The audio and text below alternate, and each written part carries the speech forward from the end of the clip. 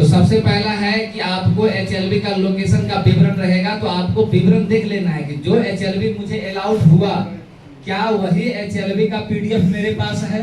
हो सकता है कि किट बनाने के चक्कर में एचएलबी अलाउड कोई और हुआ और आप एचएलबी का पीडीएफ कोई और लेकर के चले गए और आप बहुत ही तन्मयता से काम कर रहे हैं, मतलब जरा दूसरे का क्षेत्र गिन दीजिए। तो हो सकता है ऐसी मानवीय भूल किसी किसी के साथ हो जाए। हाँ, किसी को फायदा होगा तो किसी को नुकसान भी तो होगा। तो इसलिए सबसे पहले यहीं से जब किट उठाएंगे तो आपको क्या करना है, अपना लोकेशन उसमें देख लेना है। वहाँ लिखा रहेगा लोकेशन साइड में, जो आपको दिखाया है उसी के अंदर भी लिखा रहेगा। एचएलबी क्षेत्र में उपलब्ध सभी भवनों, एचएलबी क्षेत्र मतलब जो हाउस लिस्टिंग करने जहाँ जाएंगे वहाँ के भवनों को, प्रत्येक भवनों में बिल्डिंग नंबर और जनगणना भवनों की संख्या, इसको आपको देख लेना है जब मैप बनाएंगे तब। School, college, police station, health centre, panchayat घर, पोस्ट ऑफिस, सार्वजनिक उपयोगिता वाले कोई स्थल हो, पूजा स्थल, ऐसे महत्वपूर्ण स्थान को आप लैंडमार्क के रूप में यूज करेंगे। जिससे क्या होगा कि जब आप मैप बनाकर कभी देंगे और आपके क्षेत्र को अगर मान लीजिए कभी प्रखंड विकास पदाधिकारी को देखना हो, जानना हो कि वहाँ क्या है क्या नहीं है, किसकी आवश्यकता होगी, तो वो आपके लैंडमार्क के माध्यम से पता कर सकते हैं कि यहाँ पर कौन क्या चीज है क्या नहीं है। तो इसलिए स्कूल हो तो स्कूल के लिए तो बॉक्स बनाएंगे ही, वहाँ लिख देंगे कि क्या है, स्कूल है। अगर हॉस्पिटल है तो वहाँ पर हॉस्पिटल लिख देंगे, पंचायत भवन है तो पंचायत भवन लिख देंगे। तो इस ये सब चीजों को इसमें लैंडमार्क के रूप में यूज करेंगे। अब देखिए महत्वपूर्ण 10 बातें हैं आप लोगों के लिए। पहला, लेआउट मैप तैयार करने का उद्देश्य यह सुनिश्चित करना है कि आपको दिए गए एचएलबी के अंदर का संपूर्ण एरिया पूर्णतः कवर हो जाए या हो गया हो। एचएलबी मैप जब तैयार करेंगे तब आपको पूरा घूम करके सबसे पहले 2-3 दिन के अंदर तो पूरा घूमना है, और घूमने के साथ साथ क्या करना है, नंबरिंग भी देते चला जाना है।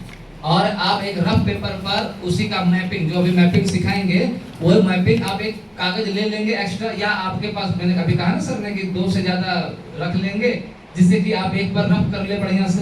पेंसिल से करना है, पेन यूज नहीं करिएगा, क्योंकि बाद में आपको कुछ मिटाना हो या कुछ जोड़ना हो तो फिर दिक्कत हो जाएगी। तो लेआउट मैप अलग अलग कामों के लिए इस्तेमाल होने वाले सभी बिल्डिंग स्ट्रक्चर दिखाए जाने चाहिए, जैसे कि आवासीय, गैर आवासीय, आवास का अनुपयोग, खाली घर एवं खाली जगह जिसमें खेत आदि भी शामिल है।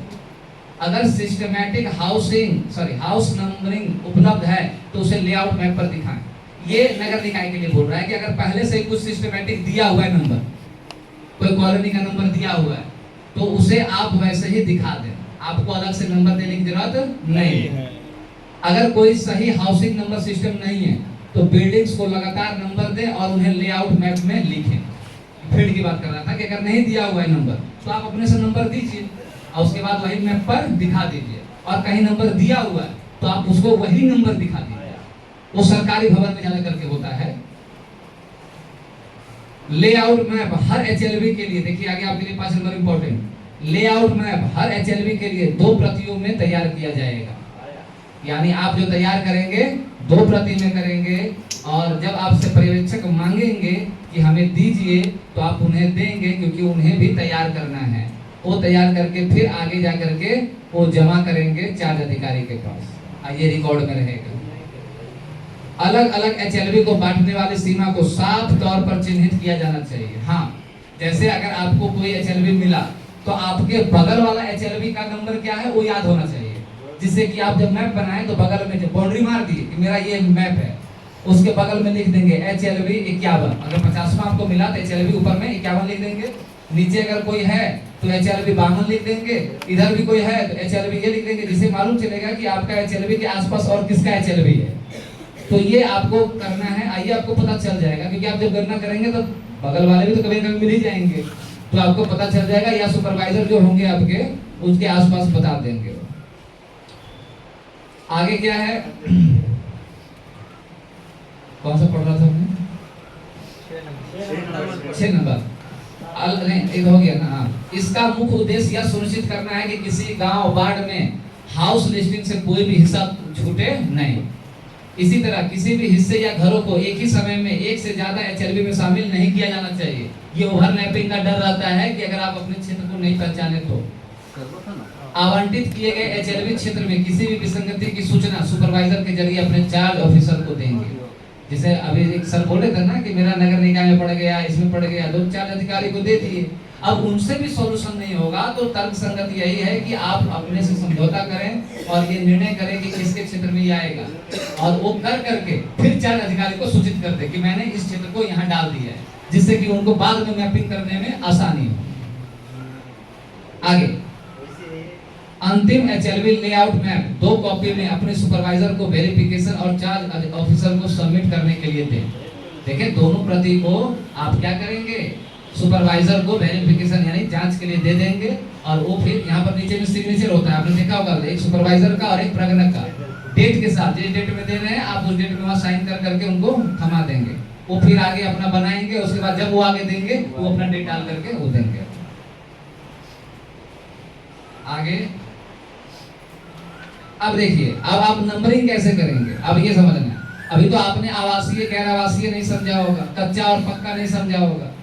तो कच्चा भवन या पक्का भवन हम कैसे पहचानेंगे? तो सीधी बात है, हम लोग कच्चा पक्का तो ऐसे समझ ही रहे हैं। आपको सीधा ही समझना है कि जो पक्की ईंटों से बनी घर होगी, पक्की ईंटों से बनी घर, पक्का मकान वही होगा।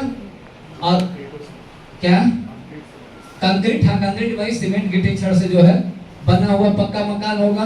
और कच्चा कौन होगा? मट्टी। इसको छोड़ करके सभी क्या हो जाएंगे, कच्चे मकान में आ जाएंगे। जैसे गांव में हमें क्या मिलेगा, तो ईंटें मिलेगी लेकिन सीमेंट का नहीं मिलेगा, उसका जो गारा होगा वो क्या होगा, मिट्टी का होगा। तो उसको हम क्या मानेंगे, कच्चा या पक्का? पक्का। पक्का पक्का। यदि छत होगा तो सर पुराना मकान अभी भी गांव में मिलेगा ना। हाँ तो सिचुएशन ले लेते हैं ना, मिल गया तो पहचाना तो होगा ना। अभी भी बहुत सारा सर करकट वाला, हाँ, उसी पर वहीं पर आ रहे हैं, उसी पर आ रहे हैं, उसी पर आ रहे हैं। क्योंकि पक्की ईंट पर जब आए, क्योंकि पहला सवाल था कि अगर पक्की ईंट से घर बना हुआ है तो पक्की ईंट में क्या, पक्की ईंट के साथ सीमेंट लगा है कि नहीं ये देखना है। पक्की ईंट के साथ अगर मिट्टी लगा है तो पक्का मकान थोड़ी ना होगा। बहुत सारे जो पहले गांव में बनता था या आज भी जाएंगे तो जो कह सकते हैं गौशाला वाला भी अगर है तो देखेंगे पुराने जमाने में जो ईंट डाला जाता था तो मिट्टी का ही सीमेंट लगा करके ईंट डाल करके उसको बनाया जाता था, और ऊपर फूस का जो है छप्पर डाल दिया जाता था, खपड़ा या फूस का जो भी है छप्पर डाल दिया गया। तो ये किस में आएगा, कच्चा मकान में। ऐसे लोग हो सकता है आप जो निवास ना करें, अब तो 15 साल में बहुत मॉडर्नाइज हो गया है। प्रधानमंत्री आवास योजना से बन नहीं गया। हाँ कंक्रीट से है, तब उसको क्या करेंगे ये भी देखना है। तो यहाँ पर आता है सवाल कि मुख्यतः जिस सामग्री का भवन में उपयोग होगा उसको वही वाला चीज देंगे, लेटेस्ट। सबसे ज्यादा जैसे मान लेते हैं